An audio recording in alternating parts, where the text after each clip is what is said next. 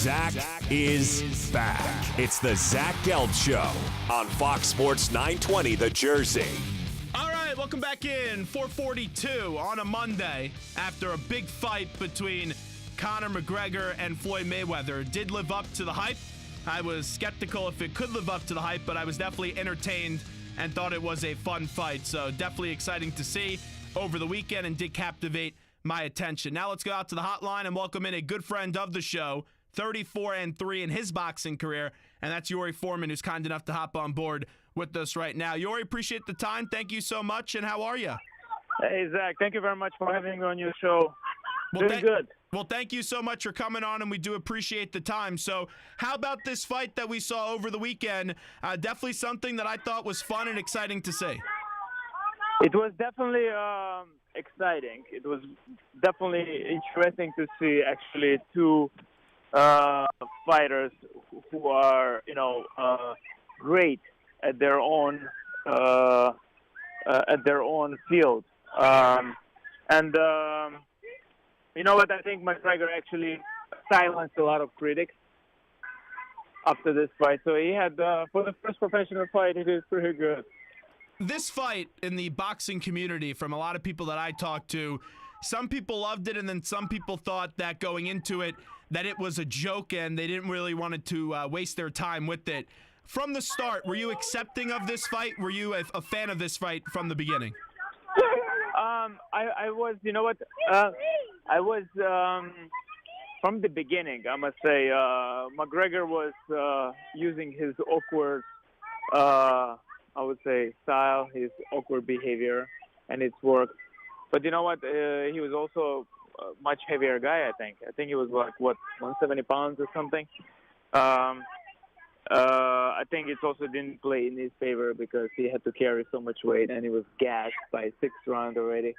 And Floyd is Floyd Mayweather, He's doing and executed what he had to do. Boxing is 12 rounds. It's a more of a marathon, and he did methodically just chop them down. We're talking to Yuri Foreman right now on the Zach Gelb Show. From a boxing perspective, when you look at technique, what really stood out to you about McGregor? Because this is an unusual circumstance where you have someone come over from the UFC and try out boxing. From the boxing technique, I'm not sure I think his hands were probably maybe would be, his preparation was total secret, so I don't know. In his cage fighting, that's what he had, this kind of a hand. He does have a very good timing, which actually showed, I think, in the second round, right, when he caught Floyd Mayweather with the uppercut. And he had a good moment because he had a very good timing. But in terms of technique, there is, I didn't see something like wow, But he used what he had. His style, his charisma, his boxing, or his ring generalship, I would say. So he made it. He used it. He used it very well. When it comes to the referee, because there was a lot made from the rabid punching that was going on, and then also the decision to call the fight, how do you evaluate what Robert Byrd, the referee, did in the ring? How did you think he was as a ref? I think he did a good job, in my opinion. I think he stepped actually in the right time to end the fight. And those, I would say, not the rabbit punches, but what they call the hammer punches, I think, in MMA. He did warning. I was afraid he would start deducting points, but maybe a point would be at some point. But you know what? I think he did overall a good job. I don't have no issues with him. And McGregor is the MMA guy. You kind of expect from him a little bit of doing something in this nature. How about the way that the fight started, where I know McGregor came out swinging early and he was very aggressive, but even before the fight started, you had the referee, when he was explaining the rules, looking directly at McGregor like, hey, Floyd Mayweather wasn't even a part of this fight for the rules part of it. Yeah. It just shows how much he absorbed of these rules.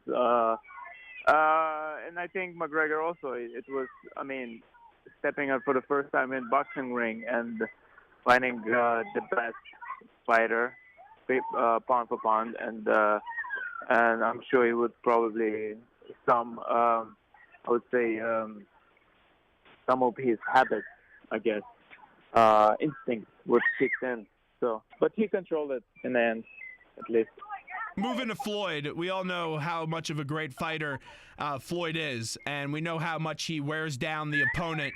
But you also saw an aggressive side from Floyd Mayweather, something that you did not see in the Pacquiao fight, which was very disappointing. So how about the way through the fight that Floyd, yes, he did wear down the opponent, but he also got a little bit more aggressive? You know what?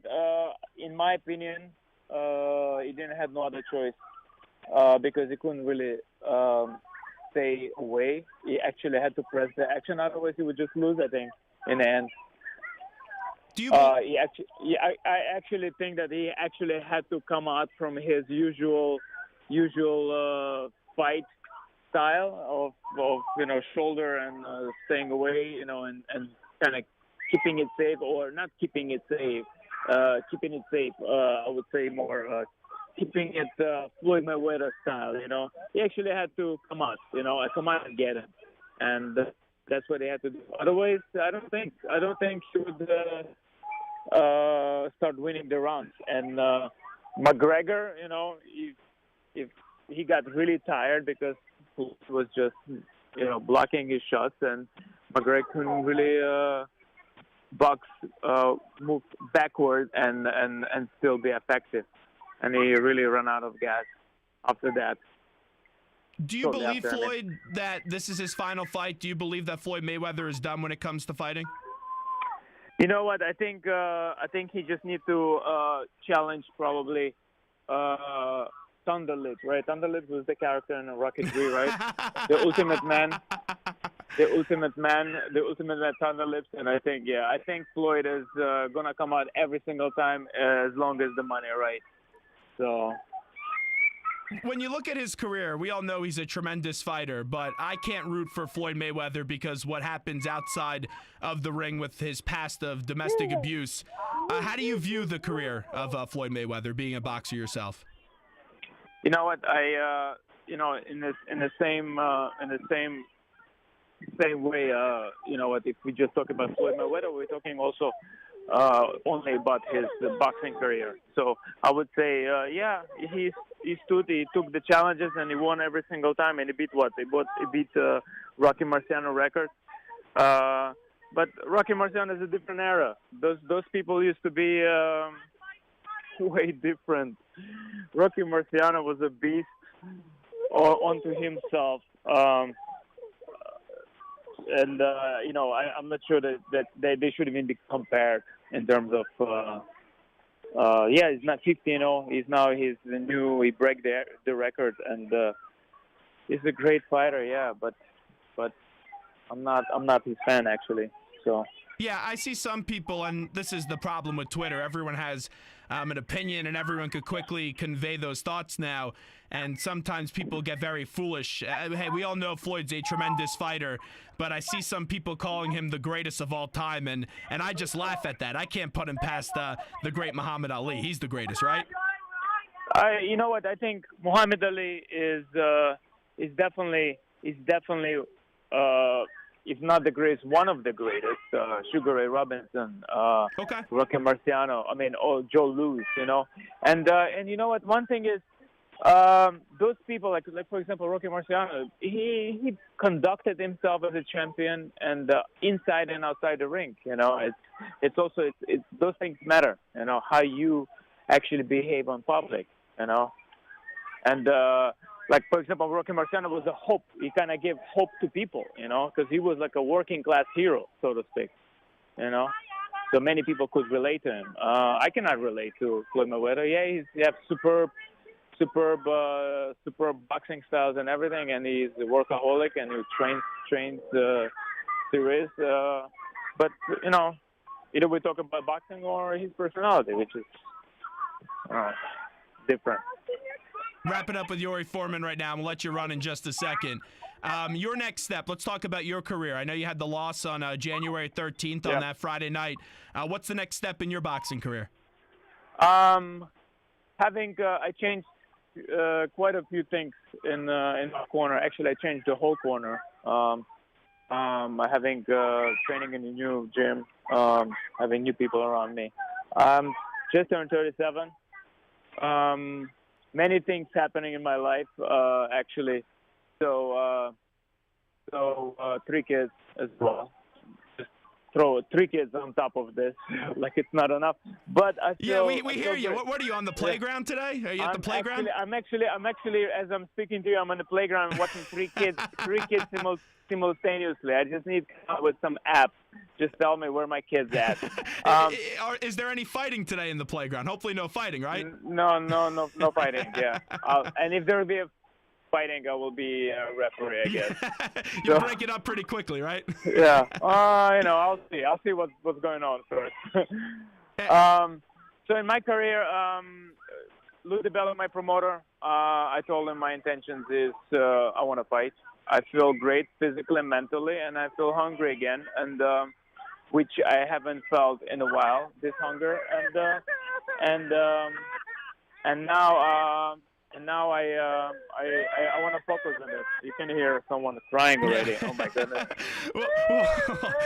This is great radio. It's good crying right there. Hey, last one, because I know you got to get back to doing some daddy daycare on the playground in New York. Literally, The boxing career we know has been very good for you, 34-3, and you're going to continue that. But last time we did talk to you, you were in the process of becoming a rabbi. Now it's my understanding you are a rabbi. Give us an update on that side, the religious aspect of it, and how you balance both of those, as well as being a father. Well, I'm officially a rabbi, but as a rabbi, it's still on my back burner. I'm not rushing that with this. I'm still concentrating on boxing, but religious and I would say spiritual aspect of it is daily. It's kind of grounds me, it balances me, and gives me, I would say, more strength in person. Because sometimes, at least the beginning of the 2017 was kind of hitting me really hard, and I'm not just talking about my fight with. And early January, but in general, so I'm right now walking through the life, and as we boxers say, rolling with the punches, and spirituality helps me with that. Well, we appreciate the time. We always love talking to you, and we'll give you some advice. If you want the kids to stop crying, maybe get some ice cream today on a day like this. Thank you, Zach. Very nice. Thank you so much. Appreciate it, Yuri. All the best. Thank you. Thank you for having me. All the best. Much blessings. There's Yuri Foreman joining us. How about that? I'm not even a father, but I could tell you if you ever want a kid to stop crying, you get them some ice cream, especially on a day like this. Great stuff out of Yuri Foreman right there on the Zach Gelb Show.